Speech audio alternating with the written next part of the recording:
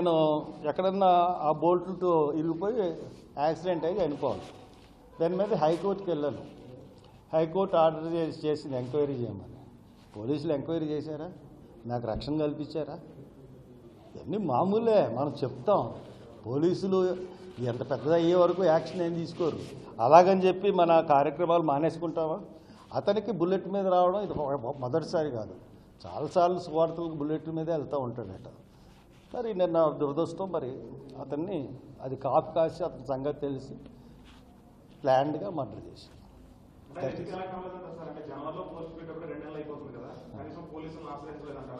పోలీసులకి మేము చెప్తామండి. పోలీసులకి సోషల్ మీడియాలో వచ్చిన వాటికి ప్రతి వాళ్ళు ఎలా చెప్పేస్తారు? గవర్నమెంట్ ప్రతిదానికి బాధ్యత తీసుకుంటుందా? మొన్న ఎవరు రాజాసింగ్ నాకు థ్రెట్ ఉందన్నాడు. నువ్వు బయటకు వెళ్ళక నీకు 5 గన్మ్యాన్లు ఇచ్చాము, నువ్వు బుల్లెట్ ప్రూఫ్ వాహనంలో బుల్లెట్ ప్రూఫ్ వాహనం ఎక్కడ కొనుక్కుంటాడు? కొన్ని ఉంటాయి. అనుమానం ఏంటి? అది హత్య అని నేను చెప్తుంటే మీరు అనుమానం అనకండి. హత్య ఏమో చెప్తున్నాను కదా, 3 పేర్లు చెప్పాను నేను. హిందూ హిందూ మతోన్మాదులు కానీ, ముస్లిం మతోన్మాదులు కానీ, క్రైస్తవ మతోన్మాదులు కానీ, ముగ్గురులో ఎవరన్నా చేయొచ్చు. తెలుగు దగ్గర వారసు లేక క్రిస్టియన్స్ కూడా చేయొచ్చు. బట్ అది హత్య.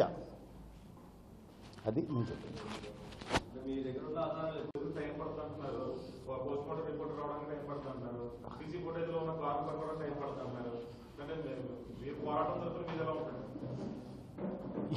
వాళ్ళు ఎంత టైం పడతారండి? నేను 29th మీటింగ్ పెట్టాను. 29th నాకు రిపోర్ట్ ఇస్తాను. ప్రాథమిక హత్య నివేదిక ఇస్తా అన్నారు ఎస్పీ గారు. పైగా నేను పోలీసులతో మాట్లాడుతుంటేనే ఒక ఆఫీసరు, దీని తర్వాత ఒక 30 సెకండ్లు ఖచ్చితంగా 30 సెకండ్లు ముందు ఏం జరిగిందంటే అన్నీ మీకు ఇచ్చేసి ఎలాగండి, మాకు ఇన్వెస్టిగేషన్లో మాకు ఉపయోగపడతాయి కదా, మీకు ముందే అలాగ అన్నీ ఇచ్చేయమంటారు అన్నాడు. దాన్ని బట్టి వాళ్ళ దగ్గర ఉందేమో. కాబట్టి ఇది అంత పోలీసులకి తెలుసు అనేసి నా ఉద్దేశం. కరెంట్ పోయింది మనకి.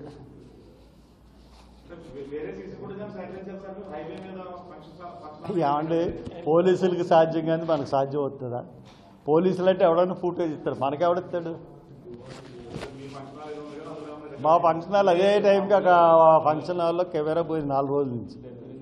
అదో దరిద్రం మాకు. లేకపోతే మొత్తం మేమే చెప్తాం. ఎందుకు బయట పెట్టాలి? నేను అసలు ఎందుకు బయట పెట్టాలి? మీరు ఎప్పుడన్నా మీరు రాస్తే బయట పెడతారా? మీ ఆధారాలు మీరు బయట పెడతారా? పోలీసులు బయట పెట్టాల్సిన బాధ్యత పోలీసులకు ఉంది. మనకు బయట పెట్టాల్సిన బాధ్యత మనకు లేదు. వాళ్ళు హత్య కాదు, ఇది మామూలుదని చెప్పమానండి. అప్పుడు నేను ఏం చేయాలో ఏం చెప్పాలో అని నేను చెప్తాను.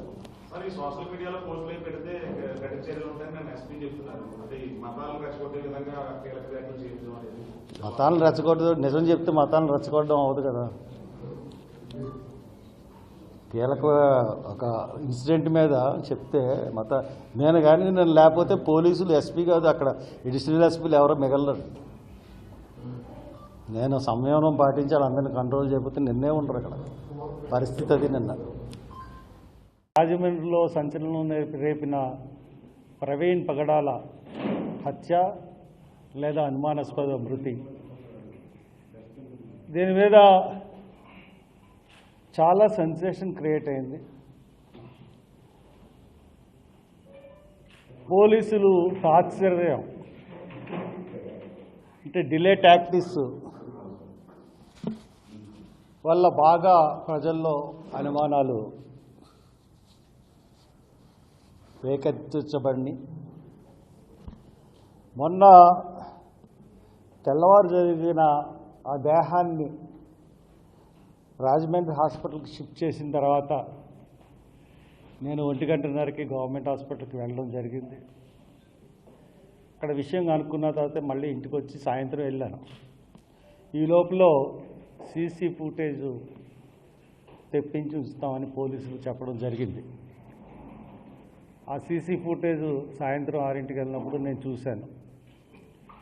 దాంట్లో కొవ్వూరు దగ్గర ఆయన ఉన్నట్టుగా బండి మీద ఒక సీసీటీవీ ఫుటేజ్ చూపించారు.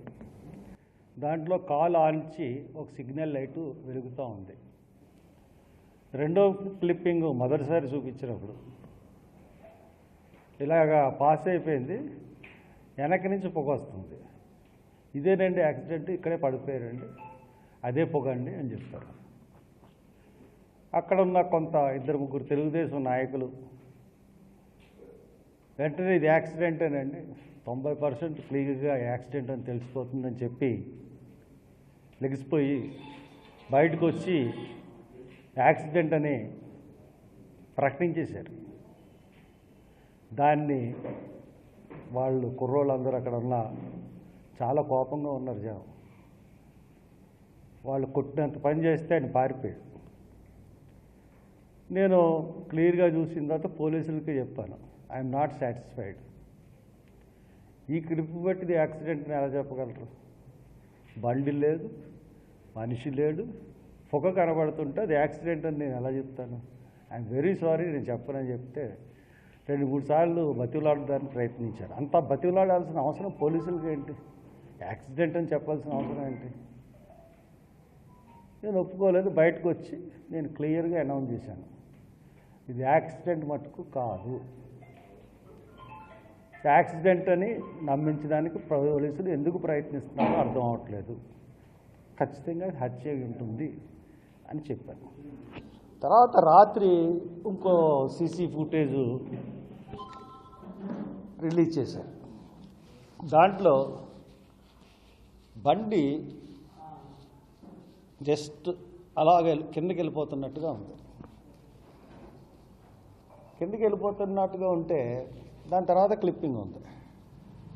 నేను అన్నాను, వెంటనే అది పోస్టింగ్ చూసిన వెంటనే డీజీపీ ఆఫీస్ నుంచి ఇది రిలీజ్ చేశారని చెప్పారు.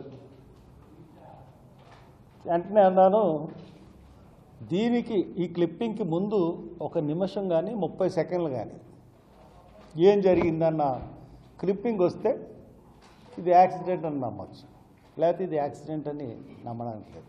ఇంకోటి ఏంటి, కొవ్వూరు దగ్గర ఆ యొక్క బండికి సిగ్నల్ లైట్ మీదే వస్తున్నాడు ఆయన. ఇక్కడ బండి హెడ్ లైట్ వెలుగుతా కిందకి వెళ్ళిపోయినట్టు ఉంది. ఈ 2 విషయాలు అనుమానానికి దారితీసినాయి. ఇక్కడి నుంచి ఇక డ్రామా బిగినైందండి, పోలీసుల డ్రామా అంటే ప్రభుత్వ డ్రామా. అక్కడి నుంచి మొన్న సాయంత్రం మొదలుపెట్టిన ఎంక్విస్ట్ నిన్న పొద్దున్నంతా రాస్తూనే ఉన్నారు. సాయంత్రం 2 మధ్యాహ్నం 2-2:30 వరకు రాస్తూనే ఉన్నారండి. ఎంక్విస్ట్ రాయడానికి ఎంత టైం పడుతుందండి? 2 hours 3 hours, పోస్ట్ మార్టానికి 3 hours. అంటే ఇది టాక్టికల్గా తాత్సర్యం చేస్తూ దాన్ని ప్రొలాంగ్ చేస్తూ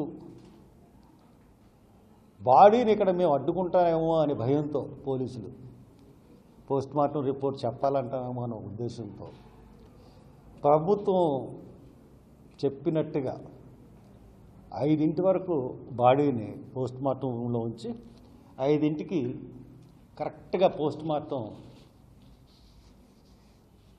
నుంచి బయటకు వచ్చారు డాక్టర్స్ రాగానే డాక్టర్స్ వెళ్ళిపోతున్నారు, బాడీని వ్యాన్ ఎక్కించాం. నేను రాజమండ్రిలో ఇంతకుముందు ఎప్పుడు అంత జనం చూడలేదండి. ఏ మరణానికి కానీ లక్షలాది మంది వచ్చేసారు.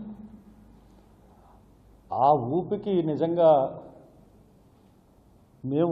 నేను ముఖ్యంగా పోలీసులు కోఆపరేట్ చేయకపోతే అక్కడ పోలీసులు అన్న వాళ్ళు ఎవరో మిగలరు. నేను చాలా సంయమంగా వ్యాన్కి ఎదురు నిలబడి అందరికీ ముందు వ్యాన్ బయలుదేరక ముందు 2 నిమిషాలు వచ్చి మనం క్షేమంగా బాడీని పంపించాలని చెప్పి చాలా జాగ్రత్తగా పోలీసులని జనాన్ని సంయమనం చేసుకుంటూ వ్యాన్ని బయటకు తీసుకెళ్ళేంత వరకు నా బాధ్యత అని చెప్పి బయటకు తీసుకెళ్ళి నేను వదిలేశాను. సరే, నా సంశయాలు ఇదేంటి హత్య కాదా? ఇప్పుడు పోలీసులకి పోలీస్ ఇన్వెస్టిగేషన్ ఉంటుంది. జర్నలిస్టుల యొక్క ఇన్వెస్టిగేషన్